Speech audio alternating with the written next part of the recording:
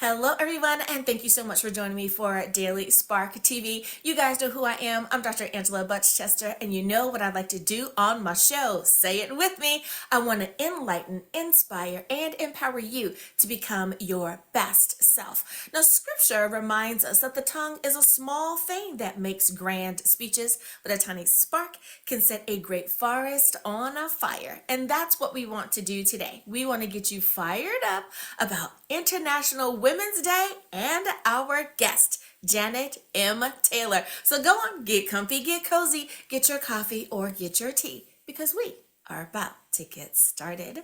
Hello, Janet. Thank you so much for joining me today. Thank you so much, Dr. Angela. I love our conversations. I'm excited about the one today. Oh my goodness, I know. I was so happy that you accepted my invitation.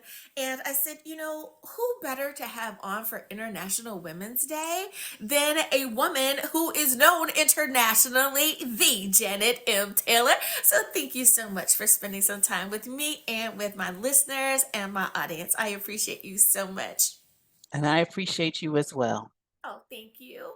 Now, I realize that there may be some folks that are unfamiliar with you, Janet. So before we get started, can you tell us just a little bit about yourself? So, Dr. Angela, I am what they call a professional organizer or a life organizer. So, I help people organize their homes, their closets, their offices, their time, their life. And I am also a podcaster as well, just sharing organizing strategies weekly with my listeners. And yes, your strategies are golden. Now, people that listen to the show regularly know that I have said your Toss It Tuesday suggestions. I look forward to them because it really is a great reminder to clean out our spaces and to make sure that we are as organized as we can possibly be. To me, any life hack that someone can share that is easy to do and actually helps people make their life better, oh, that's golden. So thank you so much for that. Now, International Women's Day, I love the idea of this, of not only celebrating women, but also celebrating those who support the women that are doing great and amazing things. Now, there's no right or wrong answer to the question I'm going to ask, but what does International Women's Day mean for you? When we talk about having a Women's Day, why does that resonate with you? I think for me, it allows us to really celebrate those that have gone before us, but also really inspire and motivate those that are behind us who are just looking at us like, oh, can I really do that? And just being the example to like, yes, you can. Yes, you can. Absolutely, absolutely. Now, I am going to be kind of traditional and ask the next question.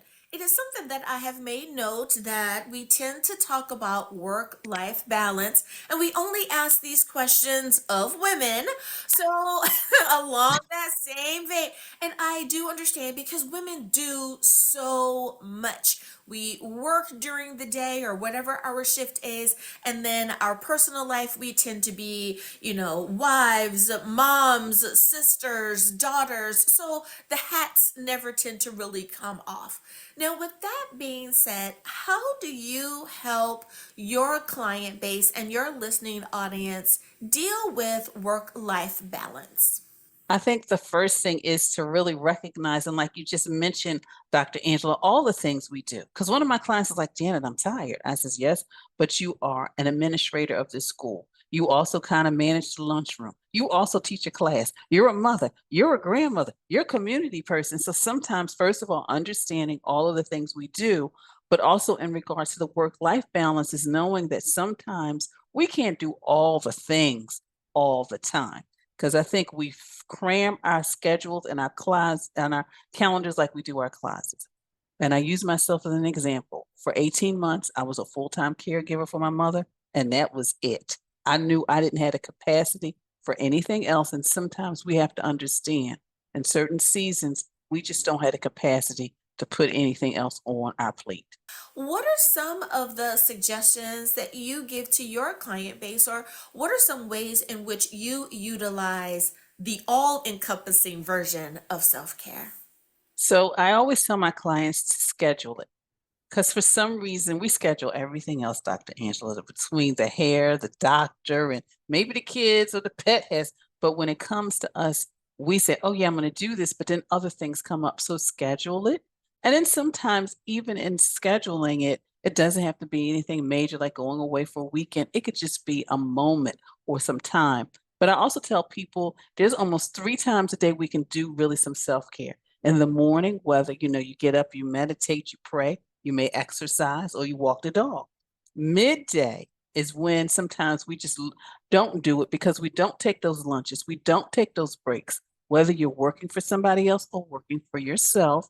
And then at the end, when you do that transition from work to life, take a moment, breathe. Depending if you're commuting, listen to a podcast, listen to a book, listen to some music, or like some people do when they get in that driveway, they take a moment to breathe before they go into the house. Because then you got to walk the dog, you got to do the homework, you got to cook the food. Maybe you have an elderly relative, you got to just check on them.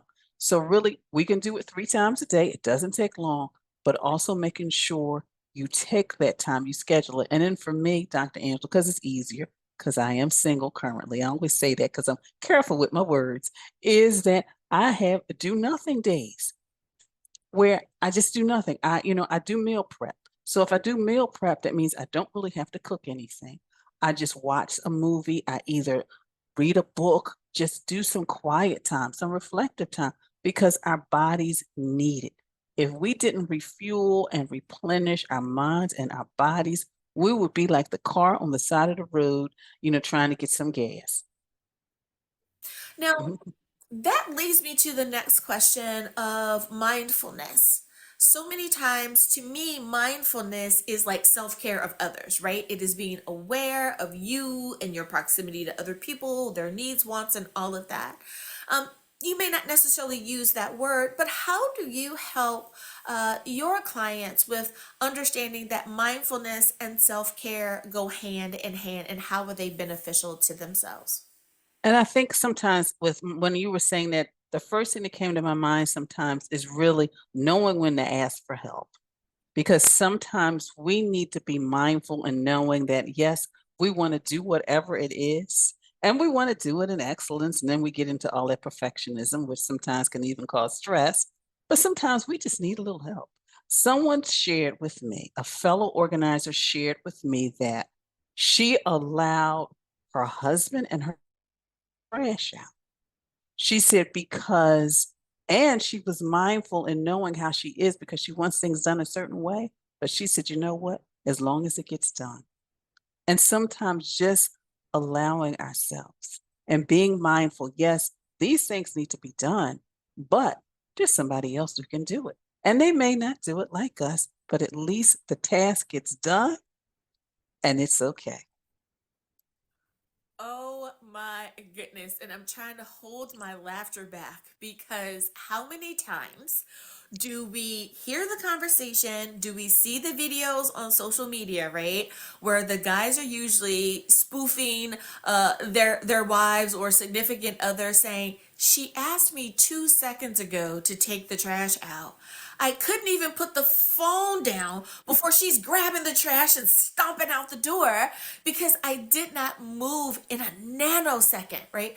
We have got to learn to really relax just a Mm, little bit and allow people to do it in their way and in their time, that's true. moving forward. But so many times we have picked that up from the people who loved us when we were Hmm. children, right? Hmm. We thought that it Hmm. was proper and true, and now we are taking that over into our families, and we've got to really learn to stop doing that because Yeah. our husbands, our significant others, our children, they really are capable if we just let them. Yeah, just let them do it. Let them do it. And also, Dr. Angela, in regards to mindfulness, it's also important for us sometimes to just be mindful and just to appreciate where we are. Yeah. I think sometimes we're looking at what we didn't do, but then we're also looking at what we need to do instead of just like staying in the moment. Yeah. You know, Oh, my. you're taking a walk, but then all of a sudden you're thinking about the 20 things you need to do on your to-do list. Or you're not enjoying those beautiful, comfortable chairs that you had, that Chase lounge, that patio, that deck, those pillows. Oh my goodness. Yes. We don't celebrate the little things. Celebrate the win. We're so worried about, oh, we won. Okay, what's the next thing? Pump your brakes. That is a nugget and a half that people need to really pay attention to. Stop being so quick to just get to the next thing.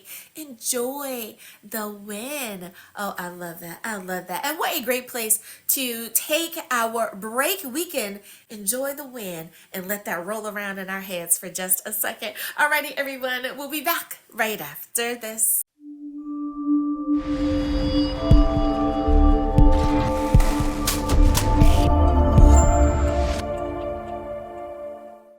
Hi, do you have something to share? Be a guest. Want to sponsor an episode? Visit drangela.chester.com. Thanks again for watching Daily Spark TV.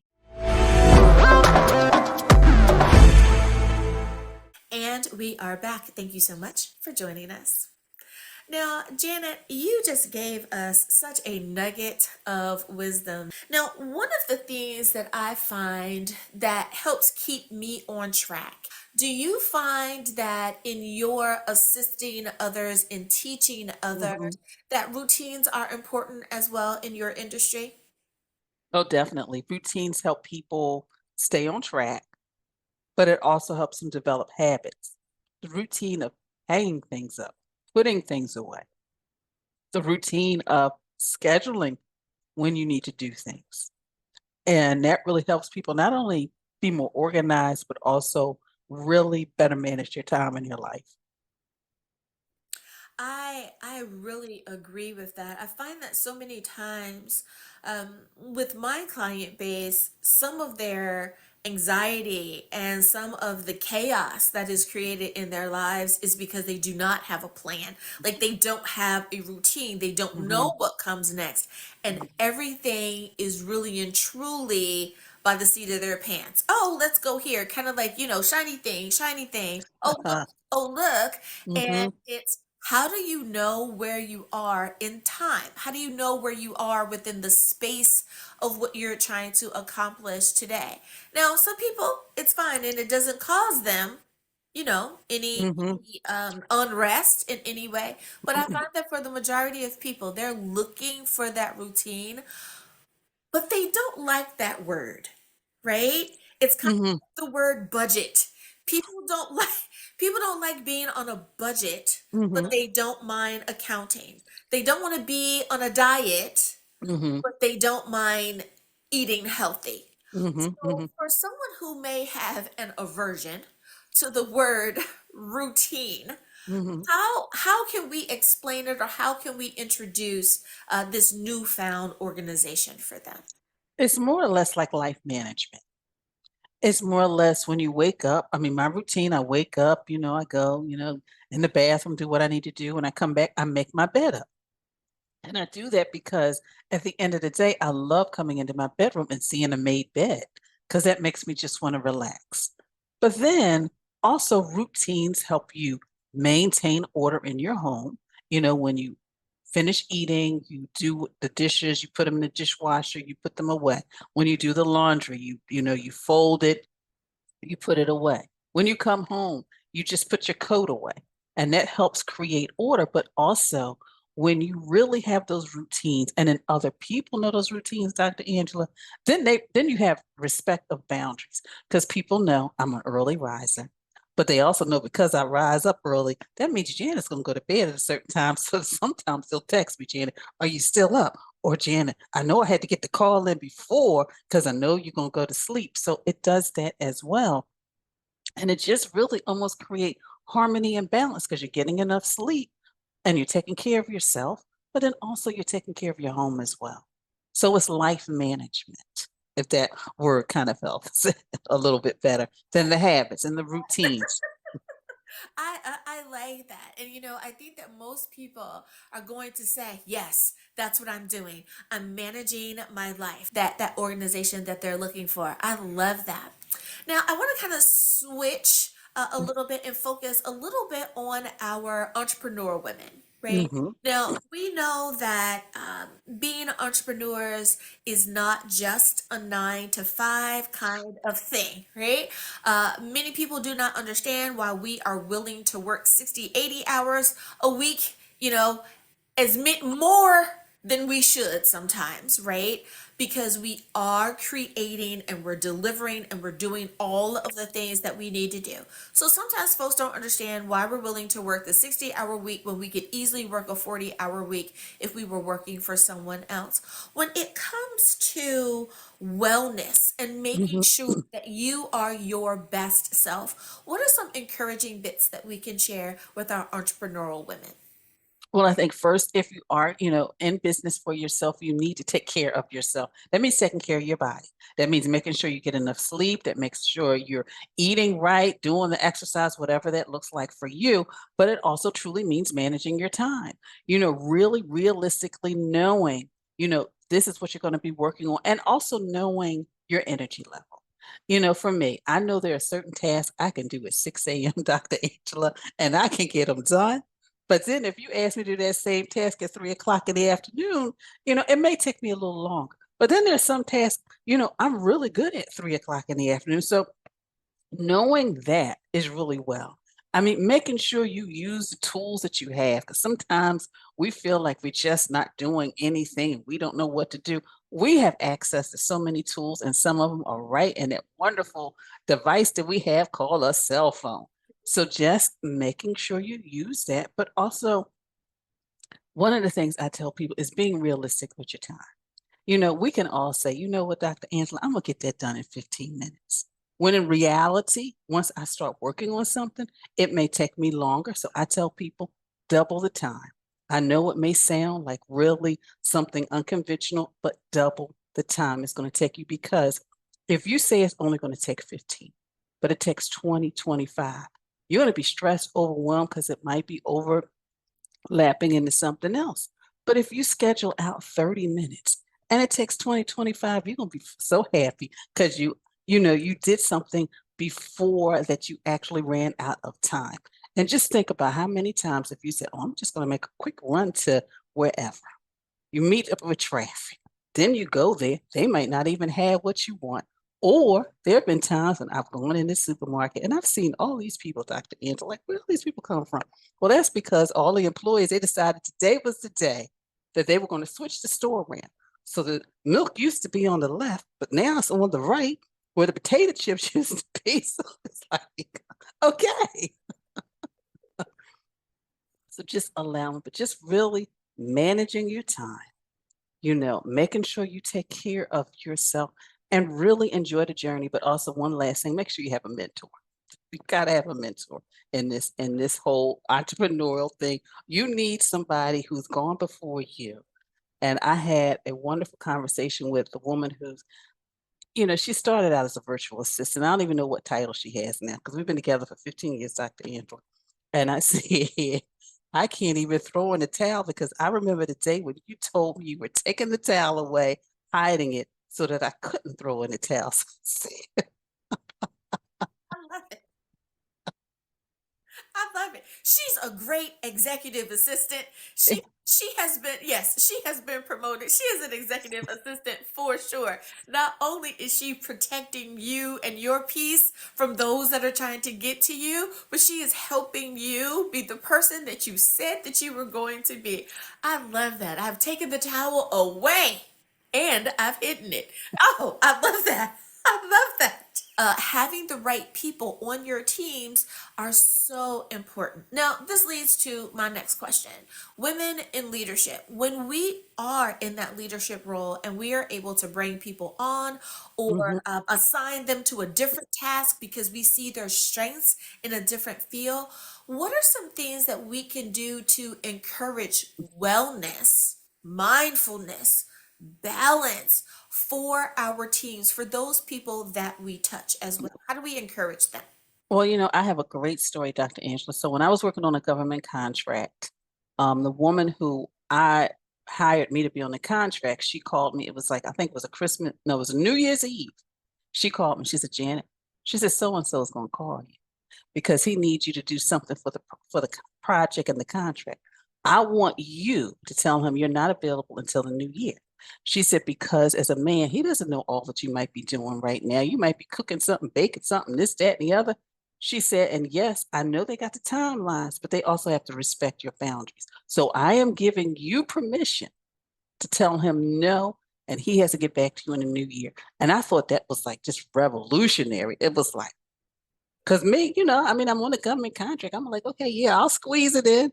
But she was like, I'm calling you right now because I know what he's up to. So just, and and that is really good when we, as women, no matter where we are, we look out for each other. She was looking out for my wellness. And the same sometimes, I do with the woman who works with me. I don't know, those holidays, like that seasonal Christmas season, I'd be like, look, we got to get stuff done by this date because you got a husband, you got children, and you got the dog. I said, so I said, so I want you to enjoy the holiday season. So we got to, we have to kind of finalize things. Or if I find out that she's not doing well, and one time her hand was hurt, and she was trying to work on a project, I said, you know what? It's not that important.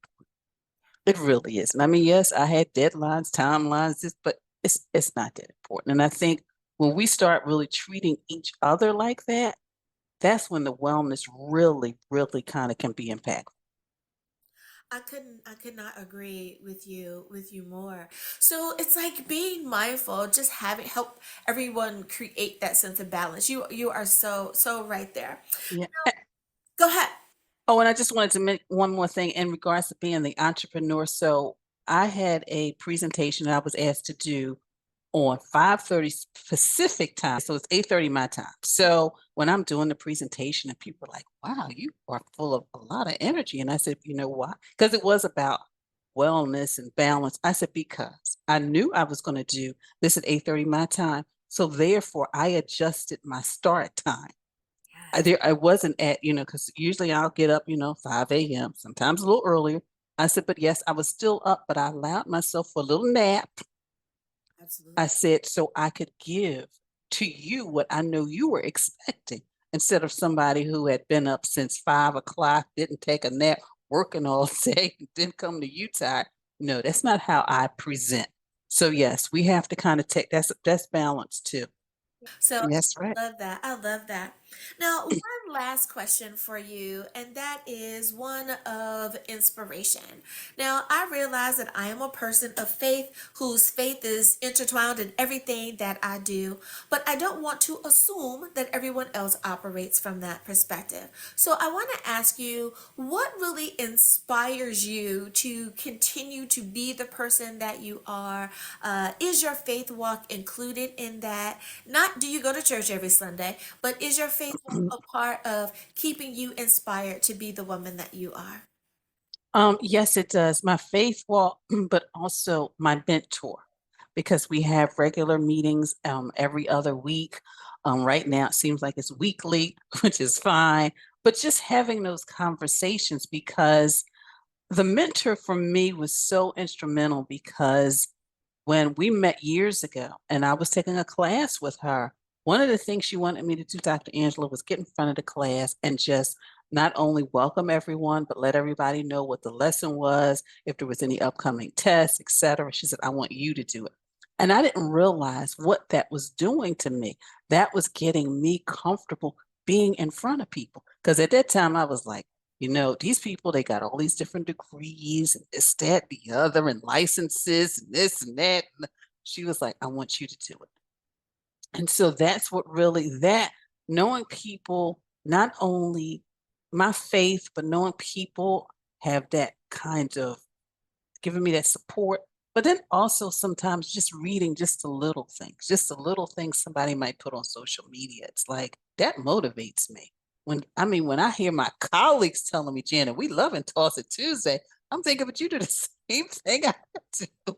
But that just really does something. And just knowing that I'm here for a purpose and a plan. I'm still, on that journey, just, working it out, fine tuning it, but just knowing that I've been given this gift and I get to meet so many wonderful people like you.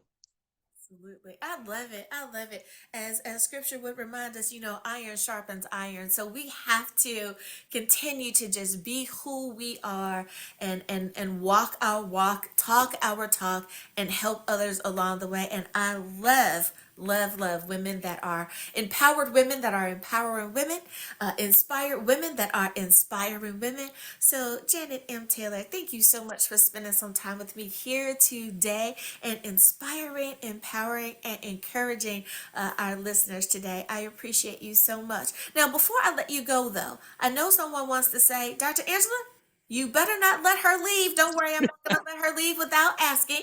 Janet, if someone wants to follow up with you, if they want to meet and greet with you on social media, how do they do that?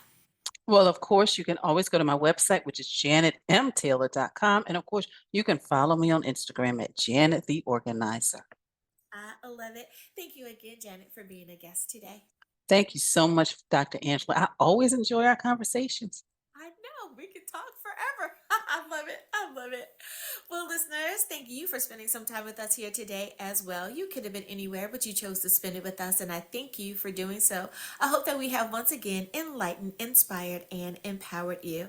As always, may the Lord continue to shine his face upon you. May you receive his grace and his mercy in all that you do. Until next time, everyone, remember that you are blessed in the Lord. Have a great day, everyone. Bye-bye. Welcome to Daily Spark TV. Are you an author with a faith-based book? Be a guest. Serious about your product or service and want to try something new? Sponsor an episode. I see you're ready to get started. So visit drangela.chester.com. Thanks again for watching Daily Spark TV. Feeling stuck? Looking for a spark? Meet your new favorite read, Living in Divine Incandescence. This book is your go-to guide for finding peace, purpose, and a whole lot of light in your life. Living in Divine Incandescence is packed with gentle wisdom and profound insights. It's perfect for anyone at any stage of life looking to nurture their inner light and live with more joy and compassion. Imagine waking up excited to tackle the day, knowing you're walking a path of grace and mindfulness. That's what living in divine incandescence offers: practical tips, inspiring stories, and a fresh perspective to help you shine. Whether you're 18 or 80, living in divine incandescence is your companion on the journey to a brighter, more fulfilling life. It's time to embrace the light within and let it transform your world. Get your copy of Living in Divine Incandescence today and start living your brightest life in God's grace. Available on Amazon, Lulu, and wherever books are sold.